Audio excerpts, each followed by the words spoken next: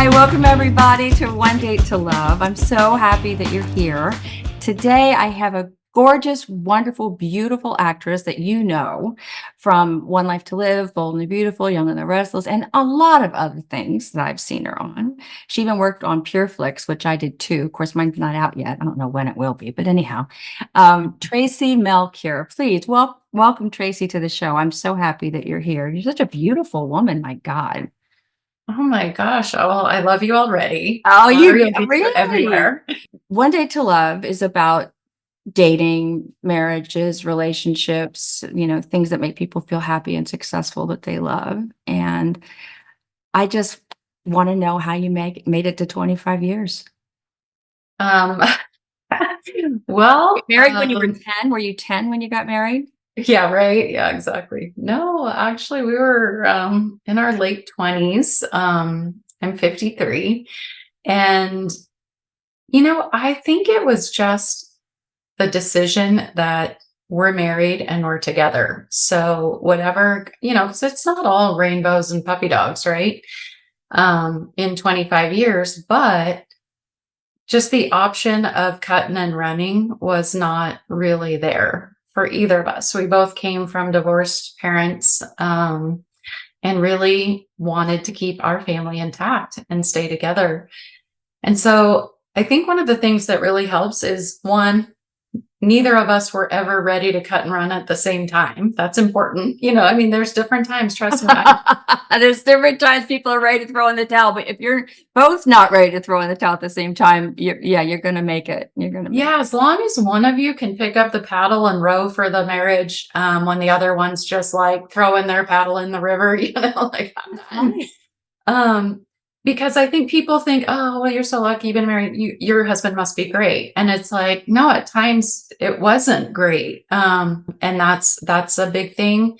And just committing to staying together. I also have heard just choose wisely and treat kindly is a good method to follow. Is like wisely, treat kindly. It's just pretty simple, and I think you have to own your own faults and flaws and your childhood that affects you and recognize your sensitivities. And then I think the big thing too is like when people have a weakness or a flaw from their childhood, right? Their baser self. I think when you truly love someone, you don't exploit that. You don't shame them for that. Right. You love them through it. I one of the things I like to say is like when someone has, a trauma or a dysfunction from their past, it's kind of like having a sunburn where it might seem like no big deal to someone else, but it's like touching a sunburn where it hurts. You just touch their back. Why are they freaking out? And it's like, because it's like an emotional sunburn on them. That's right. And none of us got out of our childhood unscathed. You know what I mean? Nobody did. Even if people say they did, that makes me even more nervous. Yeah. And that was my husband a little bit of, I'd be like, is it, he's one of those where it's like, no, it was all good. It was fine. And I'm like, well, you're acting this way. And it's probably because of that. If you could look into that a little bit, men are a little bit more, most men, I shouldn't stereotype, but look at that. Well, they don't think the same way we do. So thank God, Thank God. would drive my crazy. Yeah, that would be really bad. Right. But we're circular thinkers and things go around and round. And this reminds me of that, and that reminds me of this. This reminds me of that, and that reminds me of this. And this might be the reason that And men are much more linear, I think. Yeah, I've heard it described that men are like waffles. They're more like waffles where it's like square, it's compartmentalized in these little boxes, and women were like spaghetti. Like everything. Yeah. And as I've gotten older, I didn't have ADD that I knew of as a child. And I was an incredibly good student. I could never have and never wanted to have the television on at the same time I was studying or any noise or any music. I couldn't listen. I couldn't have all that distraction. So now that I'm older and I know that other people can do that, I'm wondering if maybe that was my way of handling that. But now I have to take ADD medicine. I think it's a result of the phone, and never, ever, ever going to the phone and knowing if I go to the phone to do something, 5 or 6 or 10 things pop up, Mm. and I will click on one of those things, and I will forget what I went to the telephone to do. And I don't know how to stop that. I went to my notifications and I stopped my notifications and it still happens. I mean, I just don't know why it's impossible to stay on task. It's just, it never was before. Um, I really don't know what that's about. Some people say it's the food. Some people say it's parasites. Some people say it's the preservatives that we have in the food here. I mean, it's just, I don't know what the heck it is, but I think it has something to do. Maybe it's the toxicity from the phone. I just don't know. But I mean, I just know that this is not how I was. Have you ever noticed that? Oh my gosh, my 23-year-old son diagnosed me. Oh, he did? He's like, Mom, you so have ADHD. And I'm like, what? Well, like, I'm getting ready to go out of town tomorrow. I have never been more productive in my life. I'm like in my manic phase right now, right? Because I'm leaving town. But I'm exactly like you. I mean, I 100% will walk in here to do something and then see something and start doing that and go down that, progression and forget. I think I have heard what's wrong with us? Why are we doing that? Well, I have heard that women are underdiagnosed a lot of times. Girls growing up with it for some reason. The boys get diagnosed with it easier because they're more like the hyperactive, where in school they're like disruptive, so it's easier. But if you're like white knuckling, focusing, kind of like what you were talking about, no distractions, teachers are fine with that, and parents, they're just like, oh, that's just fine. But I do truly believe, I know that there are some evidence with like the dyes when we're young, and the food dyes, like in the Gatorades, they're putting a lot of those, and those can really affect your brain. Also nutritional deficiencies like omegas and Bs, those are huge for our minds.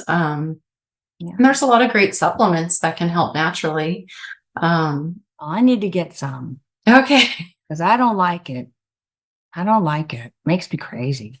And when I try. And some of it's aging, right? I mean, some of it is. The what? The A word? Oh, no. Yeah, you're right. Yeah. When I travel now, I have to take so much stuff. Why do I take so much stuff? I've got all my medicine, right? Then I got all my skincare, and then I've got all the bills I haven't paid. I'm taking them with me. Taking them with me because, I'm going to do this paperwork while I'm on vacation.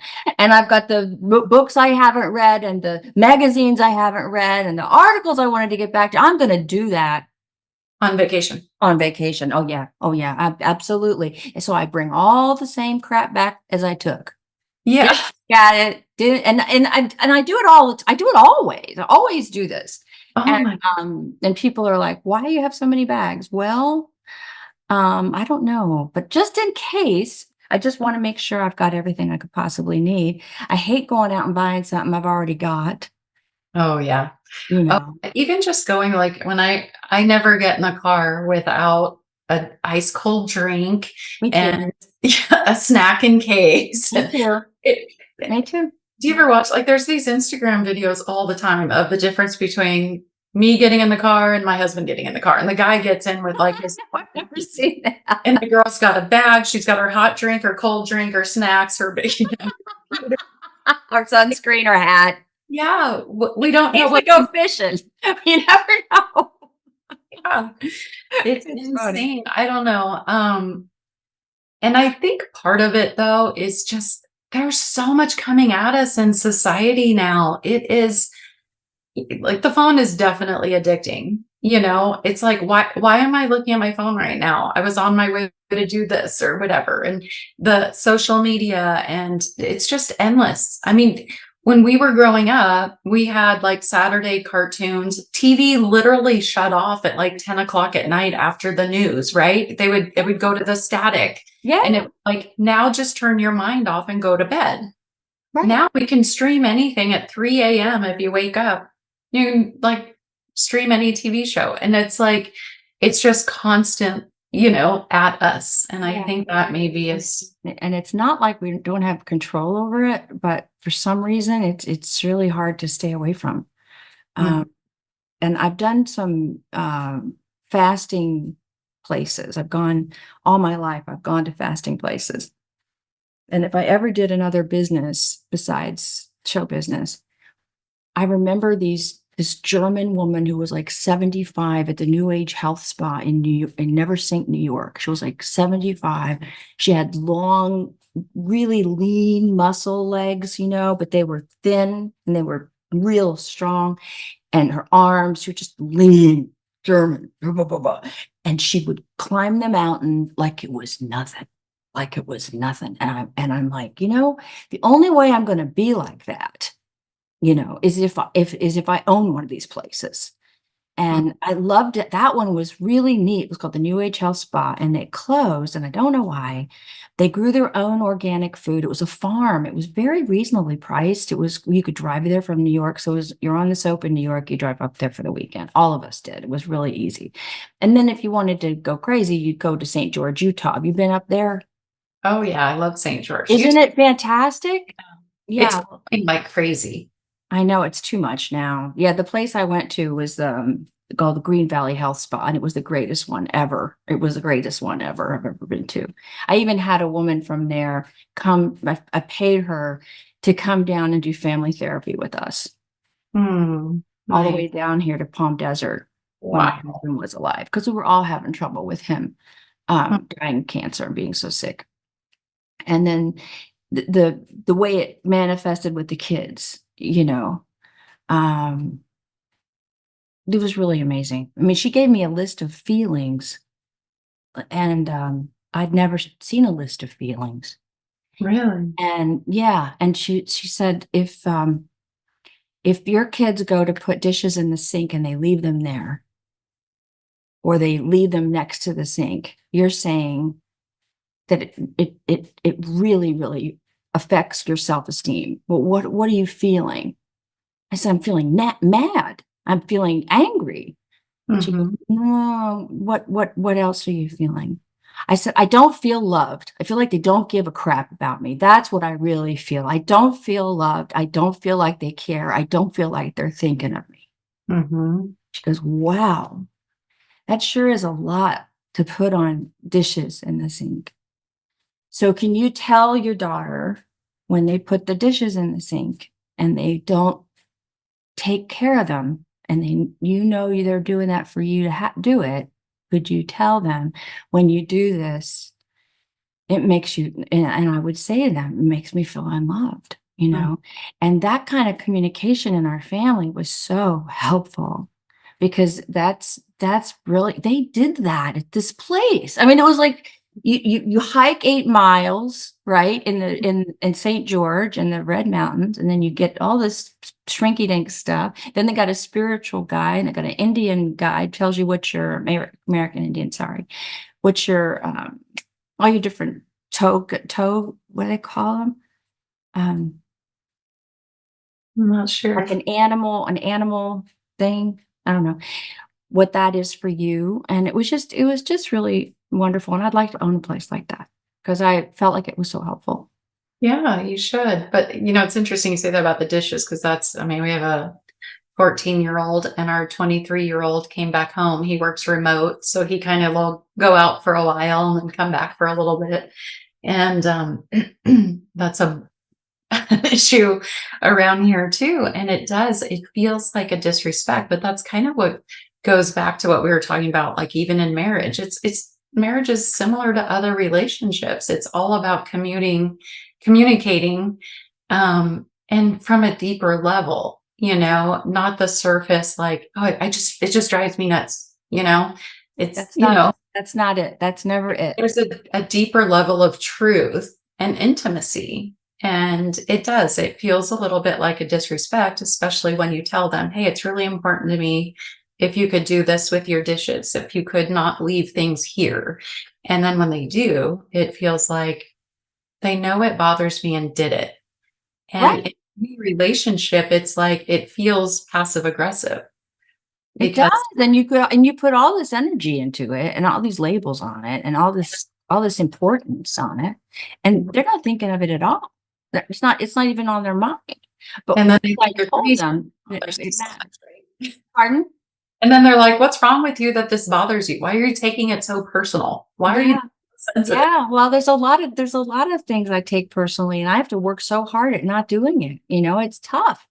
It's tough. And all that, like you said, goes back to something that happened a long time ago. Had to. Or maybe your mom and dad were like that.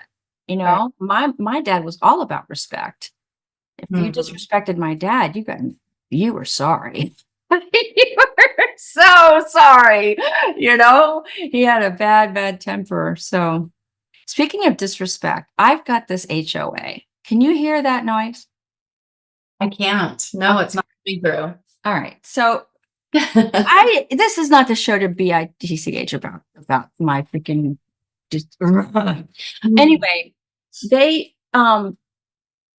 I can't believe they're doing that right now. It's unbelievable. They tore out my bush. Well, first of all, they went out and cut all the flowers off of my bushes that I had out there. And they cut them in half so that everything underneath sticks, these are sticks, is all you see. I've got company coming on Saturday, right? So I had told them I just wanted them to trim them a little, and they cut them in half. Okay, cut them in half. Then I called them and I said, this is not the way you trim bushes. You don't cut them in half, and you don't make them so ugly that it's embarrassing. And, we had so much land and so many gardens and so many houses back east, my husband and I, that I'm a real garden nut, right? And I used to know how to take care of it. This dirt, this sand, this climate, I'm clueless because I'm in the desert. So it's really, really new to me. You're going to grow cactus out there. Well, I don't want cactus, but yes, okay, I could probably do that. They quit. Okay, thank you, God.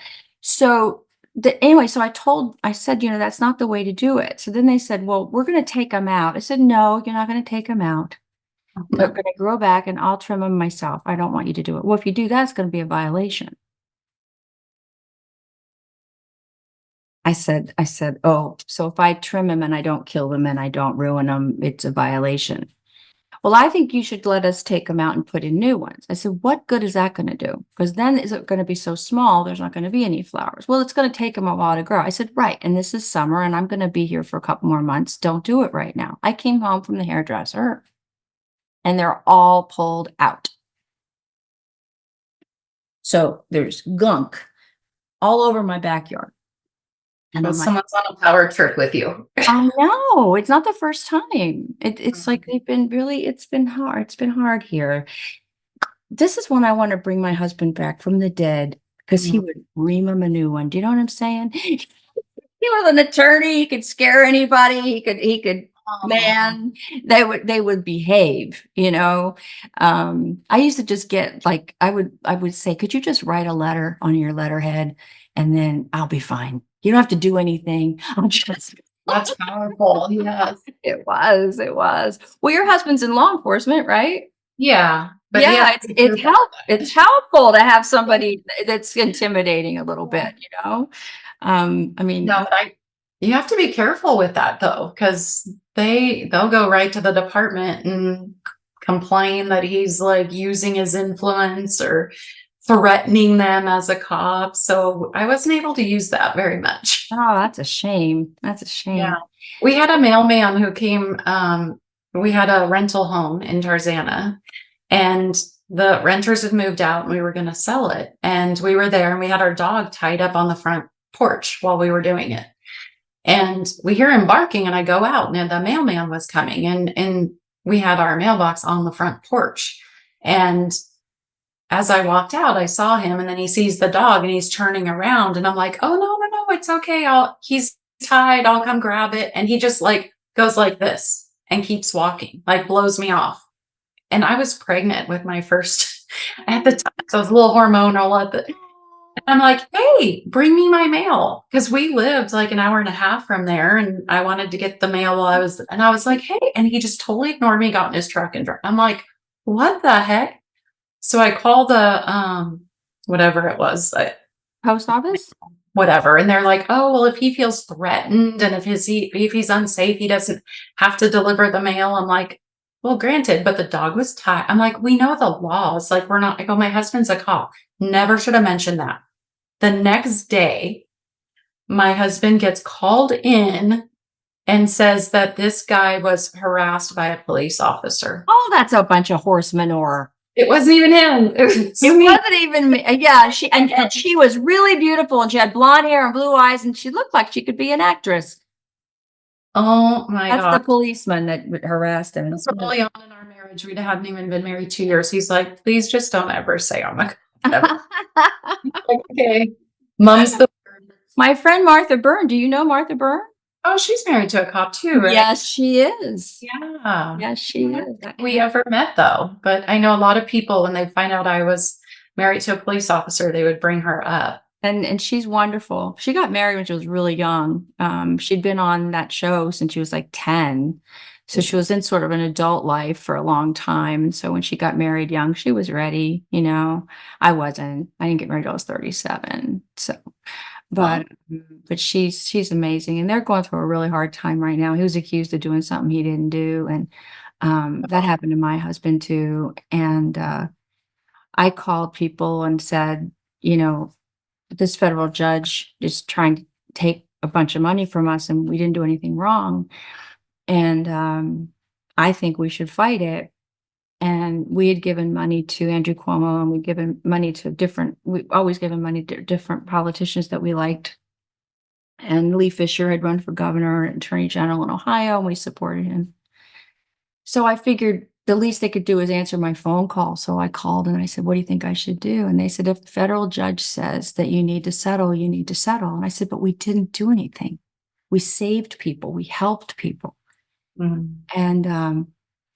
And he said, "Well," they said, "their pockets go on forever." Mm. So I told her that, but they're trying to fight it. But I mean, that is the problem. Was he on the job that what he's being accused of? He didn't do anything wrong, just like we didn't do anything wrong. They're But saying was he being accused of something he did on the job as a police he officer? was he got hit and hurt really badly. And so he became a private detective, and he did a lot of work for the FBI and a lot of work for the federal government, a lot of work for the police force. And there was a Chinese client, American client that happened to be from Chinese heritage that had hired him to, you know, be a private eye against a person that this person thought was stealing and ripping him off. So he'd parked on the street and watched this house and brought in another police officer, an off-duty or retired police officer to work the case with him. And then he turned the paperwork back over to the guy and got paid. 3 or 4 years later, they're saying that he was a spy, he was working for China, he was doing, I mean, just stuff that makes no sense at all. And then they're manufacturing evidence in the courtroom, manufacturing photos. And he's like, have them scroll up on that. That was May of like 1980, blah, blah, blah. It's not even the same decade, right? And that's the stuff that happened to us. We were saving people's houses. And my husband knew how to do that because he'd been in various businesses for many years. And there were 5 people that had signed the document that said, if we take $1,500 of yours to save your house, we get to keep it if we save your house. And you don't get to say, you know what, I don't want to pay for my house. I don't want a house payment. I don't want that house. You don't get to do that. So if you want us to save your house, this is what it's going to cost you. At the time, there were tons of people that were taking money from people to save their homes, and they were crooks. But we weren't one of them. My husband saved 1,000 houses for 1,000 people. And there were 5 people that decided they didn't want their house. Mhm. So we ended up having to pay $1.7 million, which was the price of these 5 houses all put together, and there was no way to win. There was no way to win, and I was trying to save our home, and so I had a estate sale, and Wow. I was told to fly to meet with these people in the winter in February in Cleveland to meet with the people from Washington, everybody. And when I walked into the courtroom, they all had a monitor in front of them with my grand piano on it. That was a little stupid website that I don't know how to make. My girlfriend made it for me on Weebly. Okay. It was the estate sale website. I wasn't allowed to sell my own piano. And it was just really awful. And after that is when I became a Republican. Really? Because I don't want big government. I Yeah. want as little government as I can possibly have. I want as few fingers on me as I can possibly have. I want them to leave me the heck alone. Yeah. And that's why. That's because before that I was a Democrat, moderate, but still. Yeah. For me, it's like Democrats seem like the nicest people. Like they are, and they have good intentions. But the difference is, I think people should be free to make their decisions and free to the consequences of their decisions. And when you have government, it might feel like, oh, they're taking care of me, but it's kind of like jail. It becomes prison. That's where, oh, I don't have to worry anything because government's going to take care of me. Well, that's called prison. you know? It is, And honey. It is. And there's a lot of people that don't believe that and don't know that. And it's getting crazy to me. yeah, Um, it is scary times we're living in for sure. yeah, it's really, really bad. And this Jewish thing on the campuses that's being paid for by who knows who, because when they find out that a lot of the protesters don't go to that school and they're paid protesters. I mean, I've never seen that ad in the want ads. Paid protester. So I hear it's Craigslist or something. I don't know, but I mean it's you Well, just I don't know what to trust anything because kind of like you talked about the manufacturing of photos in that case. I mean, now with all the technology, people can make anything. Like you can't even believe a video you watch anymore because everything can be doctored even on your iPhone. yeah. You don't even have to be like a professional editor or anything. It's like you can make anything look like reality anymore. Yeah, my producer didn't want me to have a TikTok, and I didn't want to because I was worried about the China thing. But my kids are like, "You got to have a TikTok, mom, if you want this to be popular." So my producer told me that there are big celebrities now whose faces have been used to um, endorse products in China that they don't endorse, and that when you go down to your, you sign or whatever, allow, you're allowing them to own your face in China. Yeah, all the AI stuff in the film industry too, it's like insane. It's worrisome. It's worrisome. So we should have a big group of us women, and we should make this spa.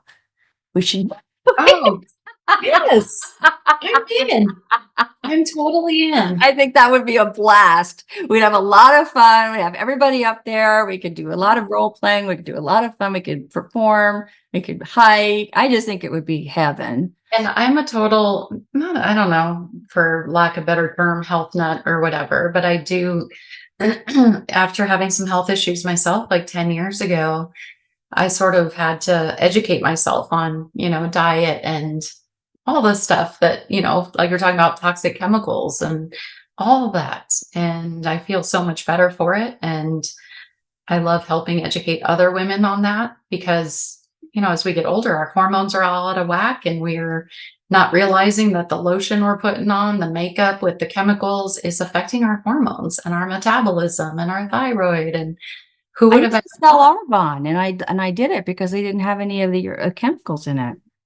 yeah, It's yeah. really amazing what they'll allow here, they won't allow in Europe. No, it's crazy. I No. think there's only 35 banned.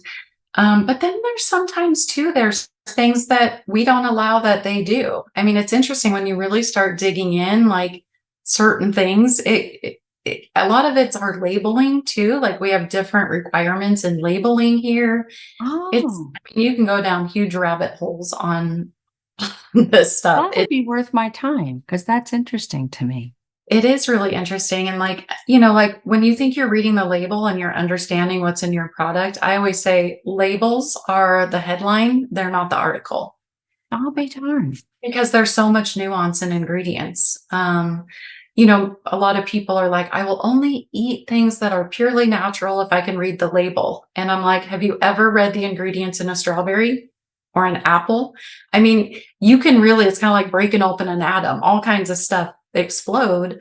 And you're like, you look at a strawberry and you're kind of surprised what's all in a strawberry. I mean, there's a lot of ingredients in a strawberry if you break down Wow. little chemical proponents of it. It's Wow. interesting. That's incredible.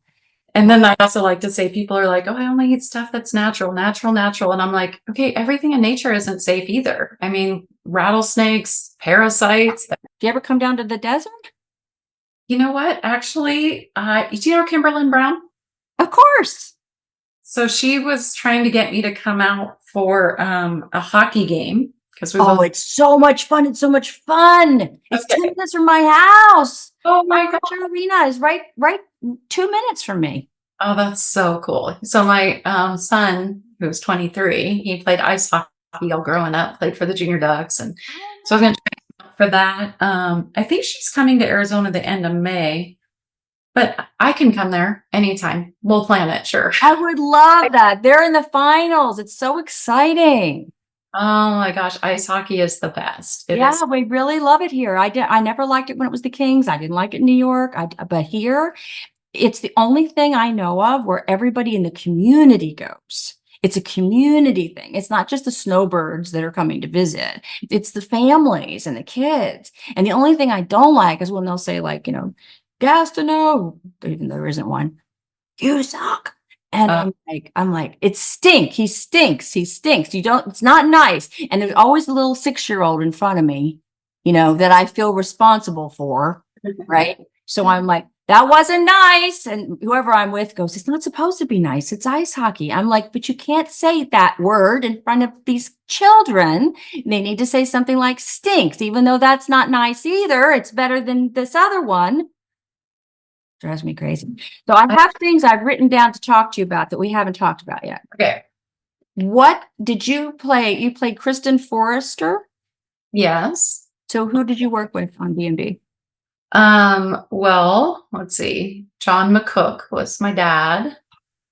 Susan Flannery was my mom. So Susan. Still my beating heart. I have the biggest crush on John McCook. It's terrible.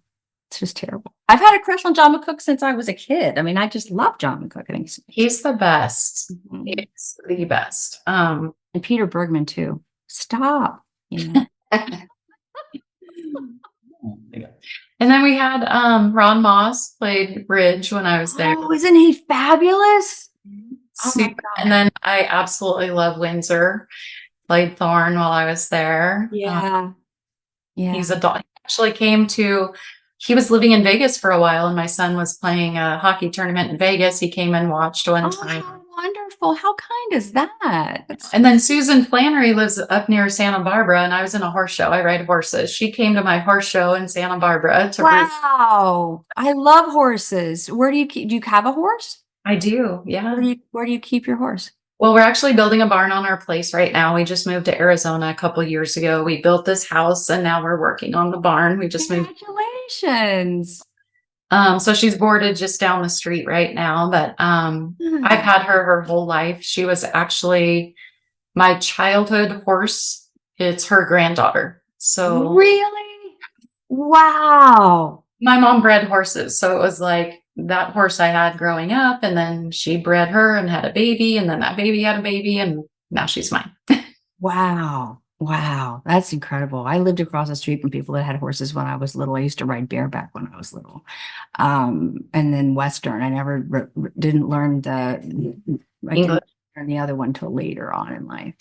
But one thing, yeah, I really loved learning how to post. I didn't know how to post. I didn't know how to do English. So I learned that in Connecticut. But I do a lot of horse races, and I know that there's a little controversy there. But I've been friends with the people that owned Ali Sheba, Mhm. and trainers. I know a lot of the trainers. I had a radio show where I interviewed the jockeys and the trainers and Oh, that's all cool. kinds of people back east. And I just love going to Saratoga in August. And My yeah, sister's very into the race horses, even though we grew up in the Arabian horse world. yeah, She's very into that and like friends with like Bob Baffert and all that. yeah, yeah. Because she buys into syndicates of race horses and she loves it. And I she have to goes to introduce you Santa. guys, because I just love that so much, so much, so much. It's like my favorite You can pastime. go to Santa Anita with her. She would love it. I would too. I would too. Seriously. I just But love. I actually got into Screen Actors Guild doing stunts on horses. That's You how I did? got. Yeah. Doing stunts? Oh my God, you're so brave. You could like break a leg or something. Well, no, I grew up on a horse farm and I would like break the babies and I was just kind of crazy. I was crazy and lazy, so I wouldn't even put a saddle on. So I would, like you said, ride bareback all the time. So I auditioned for an Old Spice commercial in the early 90s when I was getting into acting out here or in California. And I got hired as the stunt double. We had to go, like the callback was on horses and we had to ride. And so they said, okay, you didn't get the part, but they'd like you to be the stunt double. Oh my God. And so I was so excited. And I fly up to Bodega Bay where they filmed birds, like a Wow. famous place. And I remember they're like, okay, meet in the lobby for the van to take you to set. And I'm sitting there chatting with the guy who's the lead and then the girl who I'm doubling for. And she was just kind of like, I'm the talent, and I'm like, oh, I'm your double. And she's a little snotty, whatever. Well, anyway, we get to set and she can't get the horse to run. And the idea is the horse is running on the beach and then you make out with the guy in the rocks on the beach, Old Spice, right? And they're like, finally, the intercom comes through and they're like, hey, can you get the stunt double out here? Our actress can't get this horse to run. We want to see if she can get him to run. Well, I go out there and she's like pulling the reins back and kicking him at the same time. He won't go. He won't go. I'm like, dude, you're pulling the reins back because you're scared. So I get on and take off. And next thing I know, they're doing my makeup now because now they're going to see my face. And they're like, yeah, she's going. They actually sent her home and gave me the spot. And then, Yay! There is justice after all. I oh love my it. gosh, dude, you have no idea. She was talking about how they paid cash for her Mercedes. She was married to a psychiatrist. And I literally was driving a Honda CRX that had no air conditioning and I still had a payment on it. And I'm like, Why I said justice after all. That's yes. very nice. I did an Aqua Velva commercial. They were fun. Yeah, commercials are the best. And there's just not a really thing anymore. They're all non-union now. And it's really a bummer. It's really changed a lot, hasn't it? Mhm. Yeah, my daughter got her first job this week. My actress daughter, she got her first job, started yesterday, and it was so exciting. She works all week, and I'm really happy for her because we got out here and the pandemic hit, and so I don't even have an agent right now. I mean, yeah, because I just didn't have anybody to. I didn't have any. I had to get my own work, and so I finally have a scene that I'll be able to show that I just am getting, not yet, still haven't gotten from the producer and the director. They just made me sign yet another NDA because they're so afraid somebody's going to find out about this movie. And I said, I'm not even going to put the name of the movie on there. Okay, I just want Yeah. some more clips so I can show somebody that I don't, that I Is it don't. a Pureflix thing? No, this was a film. This was a film. Your fix thing I haven't gotten yet either because it hasn't aired yet. Did you work on a production called a police documentary? Did you work on a police documentary? I still have to finish it. That's So yours. yeah, the idea came to me, during all the police protests and stuff of the last several years. And I just started praying and I'm like, God, what can I do to help this? It was so hard for me, especially during the Dallas ambush. I don't know if you remember that, but Yeah, sure. there were, it was a Black Lives Matter anti-police protest. And a guy got to a high position and purposely targeted white police officers. And I think 5 of them died. And during this, gunfire is going off. And the cops still ran in to protect the people protesting them, and I'm just like, I got to do something. And I just decided to use my background in acting and my husband, and my dad's also a police. Well, my dad just passed away, but he was a police officer. And, what can I do with these two things? So I decided to do a documentary where it's not just cops talking about how hard the job is, because people who hate police, they don't care how hard their job is. No. They're not sympathetic to that. We don't need to talk about statistics of how many cops die. They don't care about that either. They're glad. So I decided to do it, and it's kind of it's scripted, where I take analogies that people have and perceptions about police, and I challenge them in little scenarios. I kind of play out the things that they talk about. Actually, the guy you might know, do you know Paolo Benedetti? He was on Guiding Light, I do. and he played my husband. I call him my TV husband because he played my husband on The Bold and the Beautiful, and he actually acted in one of the scenarios for me. So are they real, or are they scripted? I mean, you said they're scripted, but are they based on anything real?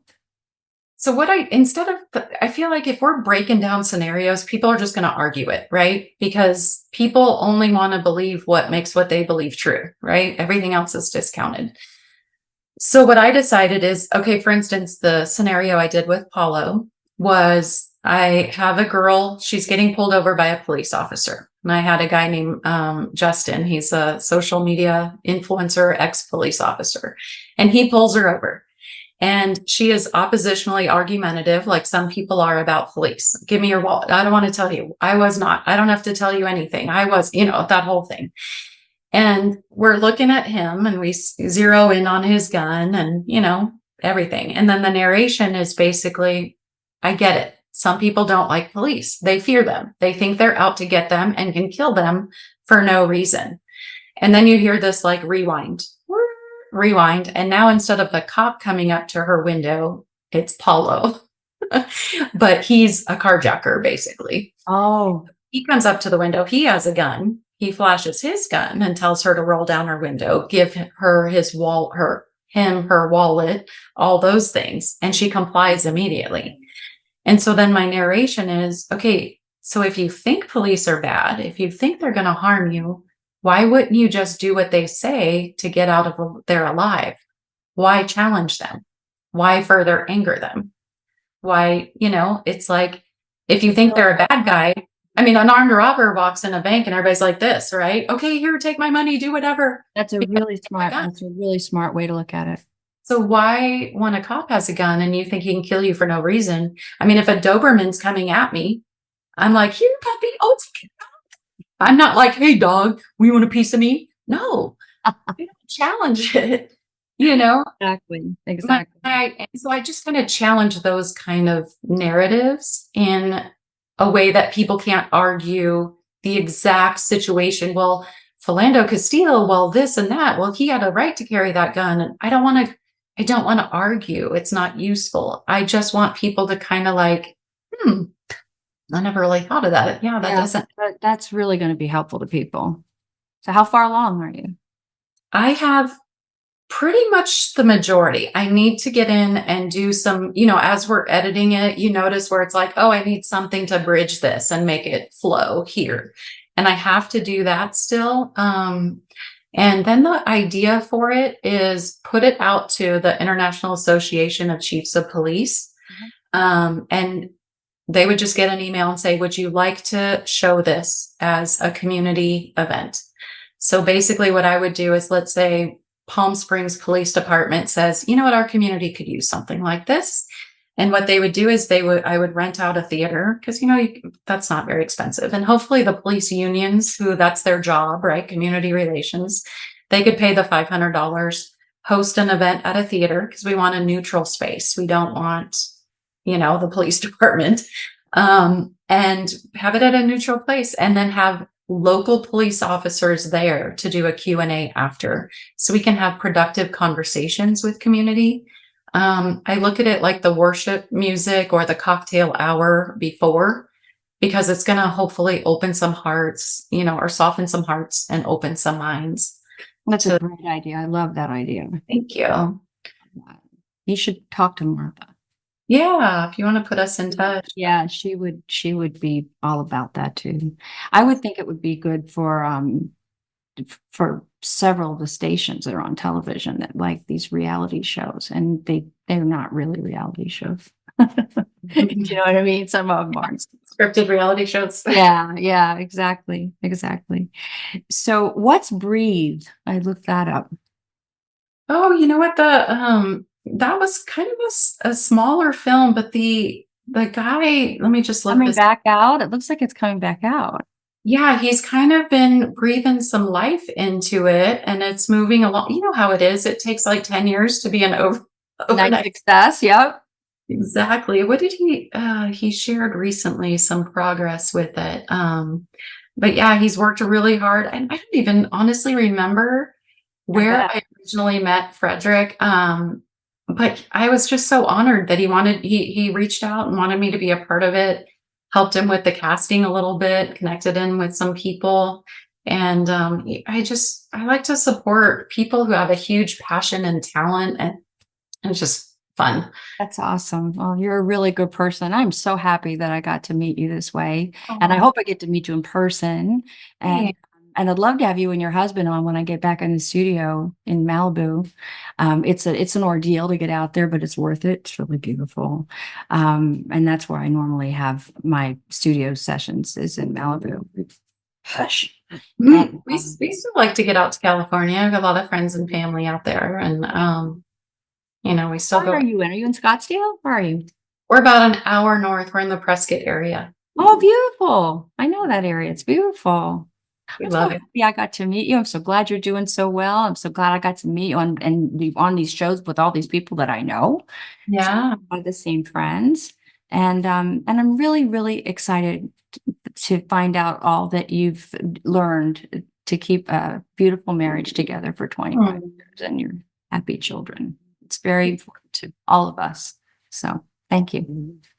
I think that if we can keep families intact, it makes everything in society better. And my son's 23 now, and he's just like seeing it, and he's just like, I'm so like grateful, to have an intact family and not all the drama some of my friends have. Yeah, that's right. It's worth Well, it. my daughter's 24 and 25, hint, hint. So, Okay. okay. We'll make it a family visit to All Malibu. right. That's a good idea. I love that. Well, God bless you. Take care and enjoy your vacation tomorrow. Thank you. Where are you going? I'm actually going to Salt Lake City, Oh, fun. and it's more like a wellness convention. So we'll Perfect. Well, hopefully have a chat about all. wonderful time. I love it up there. Utah is fabulous. Yeah. I Yeah. love it. Our country's amazing. Well, I'm gonna do whatever I can to get this to you in the perfect form, and Okay. you'll be able to see it. Okay. Thank you. Thank you. God bless. Have fun up there. Thank you. Be blessed. Keep in touch. You too, honey. Bye bye.